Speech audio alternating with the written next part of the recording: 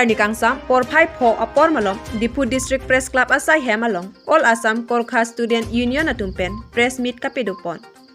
Non Kevanji, Karbi Anglong Autonomous Council MAC election along, BJP Pen, East Karbi Anglong Lapen, West Karbi Anglong Pen, Hinia Ticket, Pinangji Pusi, All Assam Korkha Student Union Atumpen, Kehang Pedupon. Lapen Korkha Community Apan, Non Kedobom Ruling Party Atumjongsi, Ticket Nang Pipe Pulotante, Korkha Community Pen, Independent Mate, Songwe Pen Setame, Cepate Dunji Pusi, All Assam Korkha Student Union Atumpen, Kehangpon.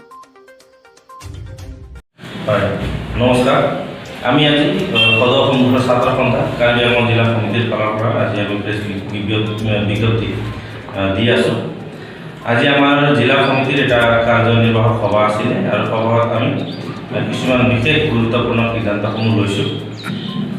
সিদ্ধান্তসমূহৰ ভিতৰত কাৰ্বি আংলঙৰ যিটো আগামী যিটো নিৰ্বাচন কেন্দ্ৰীয় কিছুমান সিদ্ধান্ত আছে সেইসমূহ আজি আমি আপোনালোকৰ মাধ্যমেৰে সমূহ ৰাইজক আৰু সাহসীয় পক্ষক আমি ৰাখিব বিচাৰি আছোঁ। পোনপ্ৰথমে আমি আমাৰ সকলো সাংবাদিক বন্ধুসকললৈ আন্তৰিক ধন্যবাদ জনাইছোঁ। আপোনালোকে আজি আমাৰ এই আহ্বানত উপস্থিত হৈছেই। চাওক, আমি বিগত বহু বছৰৰ পৰাই কাৰ্বি আংলঙত বিশেষকৈ গোৰ্খা জাতি গোৰ্খা জনগোষ্ঠীয়ে আমি নিজৰ অধিকাৰৰ বাবে আমি সংগ্ৰাম কৰি আহিছোঁ আৰু সেইখনত আমাৰ যিটো ৰাজনৈতিক অধিকাৰ সেই ক্ষেত্ৰত আমি বিভিন্ন ধৰণে বঞ্চিত কৰি আহিছোঁ। আৰু বিগত দিনৰ পৰাই আমি কাৰ্বি আংলং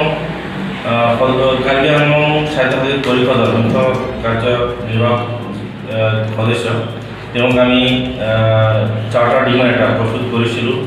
লগতে আমি বিভিন্ন সময়ৰ পৰা আমি CM ছাৰকো মুখ্যমন্ত্ৰী মহোদয়কো আৰু তেওঁকো আমি এবাৰ ডিমাণ্ড কৰি আহিছোঁ যে ইষ্টৰ ফালৰ পৰা আৰু ৱেষ্টৰ পৰা আমাক একোজনকৈ পাৰ্টিৰ ফালৰ পৰা এজন প্ৰাৰ্থী লাগে, গোৰ্খা কেণ্ডিডেট লাগে বুলি আমি ডিমাণ্ড কৰি আহিছোঁ। সেই বিষয়ে আলোচনা হৈছে। যদি কিবা ৰকমে যদি বিজেপি দলে যদি আমাৰ গোৰ্খাসকলক ছাপৰ্ট যদি এক্সটেণ্ড কৰে তেতিয়া আমি আমাৰ ফালৰ পৰা সাংগঠনিক যিটো ছাপৰ্ট হয় সহযোগ আমি আগবঢ়াম বুলি আমাৰ আজি সিদ্ধান্ত হৈছে। আৰু লগতে যিসমূহ দলে আমাৰ গোৰ্খা প্ৰাৰ্থিত্ব প্ৰদান কৰিব তেওঁলোকক আমি আমাৰ ফালৰ পৰা যিখিনি তেওঁ জিকাই অনা যি ভূমিকা সেইখিনি আমি ল'ম বুলি আমাৰ ফালৰ পৰা আজি সিদ্ধান্ত লোৱা হয়। বিচাৰি আছোঁ আমাৰ CM ছাৰক মেমৰেণ্ডম দিছোঁ। ইয়াৰ বিষয়ে আমি তেওঁলোকক আগৰ পৰাই আনঅফিচিয়েলি কথা পাতি আছোঁ আৰু বিচাৰিছোঁ আমি আগতে আমি বিজ্ঞপ্তিও দিছোঁ যে আমি বিচাৰিছোঁ অফিচিয়েল ডক এটা লাগে মানে গোৰ্খা ডেভেলপমেণ্ট বৰ্ডটো যিটো 6 শিডিউলৰ যিটো কনষ্টিটিউশ্যন বাই দ্য কনষ্টিটিউশ্যন এইটো প্ৰয়োগ হয় নহয় ইয়াৰ বিষয়ে আমি আলোচনা কৰিবলৈ তেওঁৰ লগত এটা অফিচিয়েল ডক বিচাৰিছিলোঁ। কিন্তু বহুত দিন হ'ল তেওঁ এতিয়ালৈকে আমাক টাইম দিয়া নাই।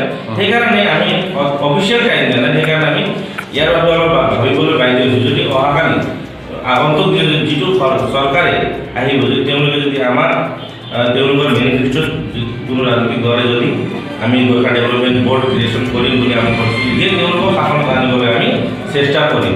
আৰু এটা এইটো ছেকেণ্ডেৰী কথা হ'ল ইয়াৰ লগতে কথাটো কি আছে, যদি কোনোবা পাৰ্টীয়ে আমাৰ গোৰ্খাসকলক যদি কেণ্ডিডেট দিয়ে তেওঁলোককো আমি জিকাবলৈ আৰু অন্যান্য যিখিনি তেওঁলোকৰ থাকিব তেওঁলোকক আমি জিকাবলৈ আমি আমাৰ ভূমিকা পালন কৰিম। কথাটো মানে যি পাৰ্টি আমি বিজেপি পাৰ্টিকো যিহেতু তেওঁলোকে এতিয়া শাসনত আছে তেওঁলোকক আমি ফাৰ্ষ্টত এপ্ৰ'চ কৰিছোঁ। আমি এপ্ৰ'চ কৰিছোঁ।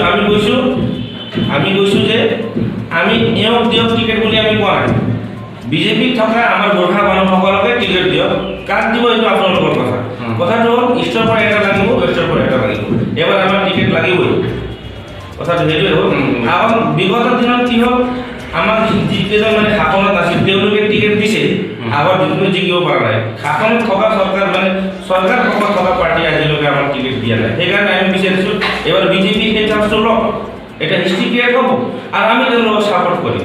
কথাটো এইটো আছে, যদি টিকেটটো দিয়ে, যদি টিকেট নিদিয়ে তেনেহ'লে আমি বুজিব লাগে তেওঁলোকৰ আমাৰ ওপৰত কোনো ধৰণৰ ইণ্টাৰেষ্ট নাই আমাৰ জাতি ডেভেলপ কৰাৰ কাৰণে। আমি বিজেপি ব্যৱস্থা ল'বলৈ বাধ্য। কথাটো এইটোৱে ডেফিনেটলি ফেক্টৰ হ'ব। আমাৰ বহুখিনি এটা কনষ্টিটুৱেঞ্চি হিচাপত আমাৰ বহুতখিনি কনষ্টিটুৱেঞ্চিতে আছে য'ত আমি মানে মেজৰ ৰ'ল প্লে কৰোঁ। যেনেকৈ আমাৰ আপোনালোকে জানিছে বৰজাল সমষ্টি এটা আছে, তাত আমি এটা মেজৰ ৰ'ল প্লে কৰি আছোঁ। চিন্তা সমষ্টি এটা আছে, আমৰেঙত আমি এটা ৰ'ল প্লে কৰি আছোঁ। কুকুলি সমষ্টিত আমাৰ যদি ভোটাৰ যদি মেক্সিমাম নাথাকিলেও লিডাৰ কেইজন আছে, তেওঁলোকে ইনফ্লুৱেঞ্চ কৰি দিব পাৰে ভোটাৰ কেইজনক। এনেকৈ বিভিন্ন জেগাত আমাৰ সমষ্টি আৰু ধনশিৰিত এটা আছে। এনেকৈ ধৰণৰ আমাৰ বিভিন্ন জেগাত লিডাৰ কেইজন আছে য'ত ভোটাৰ্ছ সংখ্যা কম থকা আমাৰ লিডাৰ্ছখিনি কিন্তু এক্টিভ ৰোল প্লে কৰি আছে, ইনফ্লুৱেঞ্চিয়েল ৰোল। তেওঁলোকেও তেতিয়া এটা মানে ডাঙৰ এটা ভূমিকা পালন কৰিব। তেওঁ হ'ল nominated, he is only nominated, he doesn't have any area. So' মানে যিটো মানে ফাণ্ড এলোকেশ্যন হ'ব লাগে very limited. He cannot, with the fund allocated to nominate MEC, he cannot develop all the tribes, all the communities here. So we want an elected member. We want an elected member. So in future we can make him EM2. That is the demand. আৰু 62 constitution কথাটো আপুনি কেতিয়া গম পাইছে? কোনোবা এটা সমষ্টিত দুইটা পাৰ্টি যদি আমাৰ গোৰ্খা কলেজে যদি টিকেট দি দিয়ে সাপোজ, সেই ক্ষেত্ৰত কিন্তু আমি নিউট্ৰেল ভূমিকা পালন, কাৰণ দুয়োটাৰ পক্ষতে আমাৰ গোৰ্খাসকল আছে। আমি জাতীয় সংগঠন, কোনো ৰাজনৈতিক সংগঠন নহয়।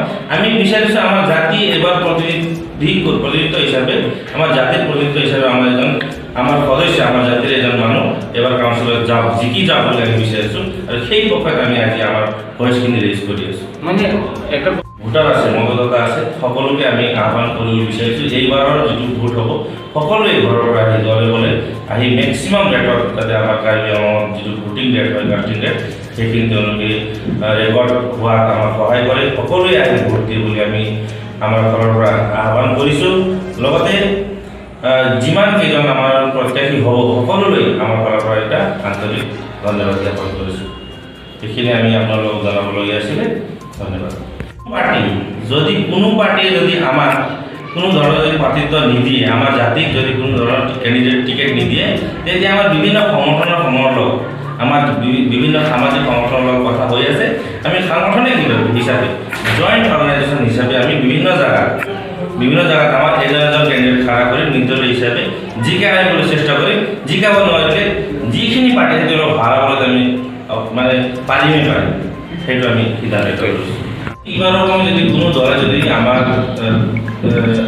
প্ৰাৰ্থীক যদি প্ৰাৰ্থিত্ব প্ৰদান নকৰে, যিবিলাকে তেওঁলোকে এতিয়া বিচাৰিব মনোনয়ন দাখিল কৰিছে টিকেট থাকে বুলি, যদি তেওঁলোকৰ ভিতৰৰ পৰা যদি কাকো যদি প্ৰাৰ্থিত্ব প্ৰদান নকৰে, তেতিয়া যিটো বিহিত ব্যৱস্থা হ'ব, সেই দলক আমি যিকোনো প্ৰভাৱ এটা নেতিবাচক প্ৰভাৱ পেলাবৰ বাবে আমি ভূমিকা ল'ম বুলি এটা আজি সিদ্ধান্ত লৈছোঁ।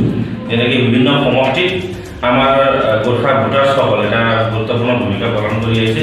সেইসমূহ সমষ্টিত আমি অন্যান্য সংগঠনসকলৰ লগত হৈ এটা বিভিন্ন ধৰণৰ যিটো মানে বৈকল্পিক ব্যৱস্থা ল'ম বুলি এটা আজি আমি সিদ্ধান্ত লৈছোঁ। ইয়াৰ পিছত আৰু আমি এটা সিদ্ধান্ত লৈছোঁ যে যদি আগন্তুক দিনত কোনোবা এটা যদি সমষ্টিত গোৰ্খা কেণ্ডিডেট যদি টিকেট পায় বা নিৰ্দলীয় উঠে, তেওঁৰ ঠাইত বিজেপি নেতৃত্বাধীন অন্যান্য যদি গোৰ্খা কোনোবা যদি নিৰ্বাচনৰ প্ৰচাৰৰ বাবে আহে, তেতিয়া আমি তেওঁলোকক প্ৰচাৰৰ বাবে আৰু আমি ক্ষীপ্ৰতাৰে তেওঁলোকক আমি বিৰোধিতা কৰিম।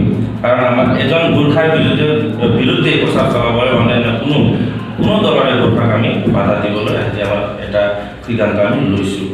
আৰু ইয়াৰ লগতে আমি সমূহ ৰাজনৈতিক দলক এটা আহ্বান জনাব বিচাৰিছোঁ যে আমাৰ কিছুমান তেওঁলোকৰ যিটো নিৰ্বাচনী যিটো প্ৰচাৰ লওক মেনিফেষ্টোত কিছুমান বস্তু সন্নিৱিষ্ট কৰিবলৈ আমি আহ্বান জনাইছোঁ। যেনেকৈ আমি বিচাৰিছোঁ যে যিটো দলে তেওঁলোকৰ মেনিফেষ্টোত আমি এইবাৰ শাসনত আহিলে গোৰ্খা ডেভেলপমেণ্ট বৰ্ড আমি বনাম বুলি আমাক প্ৰতিশ্ৰুতি দিব লিখিত আকাৰে, তেওঁলোকৰ বাবে আমি সকাৰাত্মক দৃষ্টিৰে ভূমিকা পালন কৰিম। আৰু লগতে কাৰ্বি আংলঙত বসবাস কৰা গোৰ্খাসকলক তেওঁলোকক মানে যিটো জনজাতি হিচাপে, ইণ্ডিজিনিয়াছ ট্ৰাইব হিচাপে আমি সকলো প্ৰকাৰৰ সুবিধা দিয়াৰ ভূমিকা ল'ম বুলি যিসকলে নিজৰ মেনিফেষ্টোত লিখিতভাৱে প্ৰকাশ কৰিব, তেওঁলোকক আমি এটা আমাৰ সকাৰাত্মক দৃষ্টিৰে আমি ভূমিকা ল'ম, তেওঁলোকক জিকোৱাৰ বাবে বুলি আমি এটা সিদ্ধান্ত লৈছোঁ। এতিয়া আৰু লগতে কথাটো হ'ল